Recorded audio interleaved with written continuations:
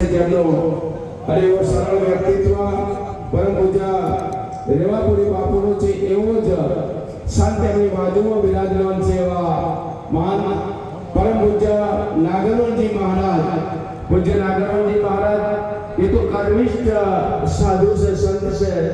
કર્મિષ્ઠ સંન્યાસીની ભૂમિકામાં તેઓ ગૌ માતાની જે સેવા કરે છે ક્યારે જજો કર્મણમાં આટો મારજો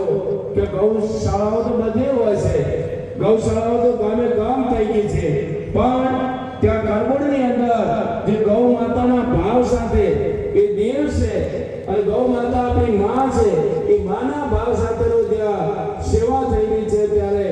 અને કરબોડમાં આટો મારજો કે પરમ પૂજ્ય નાગરવનજી મહારાજ ખુદ પોતે લાગે છે સાહેબ અને એમાં કોઈ પણ સાધુ નાગરવનજી મહામંડલેશ્વર કે ગમે તે પોતાના ગાદી ઉપર બિરાજમાન હોય પણ જ્યારે સાધુ પોતાના ગામમાં સંન્યાસી બને અને એ પોતાના ગામની અંદર સફળ સંન્યાસી બને એનાથી મોટો સંન્યાસી કોઈ નથી સાહેબ બધે સફળ થવું સરળ છે દુનિયામાં સફળ થવું સરળ છે પણ પોતાના ગામમાં સફળ થવું ને એ મોટો પડકાર હોય છે નાની ઓની ઘટના નથી હોતી એ પડકારો છે એ હજારો પડકારને ઝીલીને પરમ પૂજ્ય નાગરવનજી મહારાજ કરબોડની અંદર આયા ભૂમિ તકાવી છે અને એક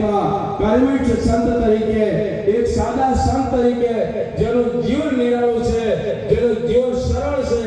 એવા સાત્વિક જીવન સાથે ગૌ માતાના સેવા ભાવ સાથે કરબોડના પાદરમાં જ્યારે એમની એક કર્મભૂમિ બનાવીને બાપુ ત્યાં સેવા કરી રહ્યા છે ત્યારે પરમ પૂજ્ય નાગરવનજી મહારાજના ચરણોમાં કોટી કોટી પ્રણામ જય ગૌ માતા જય હો એ જ રીતે ભાપી મઠની અંદર પરમ પૂજ્ય અંકિતપુરી બાપુ જે માનપુરી બાપુના સીધા વારસદાર તરીકે એમણે એ પણ એ જ છે એ જ ઘટના છે એ જ રીતે જ છે કે જે ગામમાં સાધુ સંન્યાસી તરીકે મહાન તરીકે જ્યારે સફળ થવું એ ખૂબ મોટી વાત છે।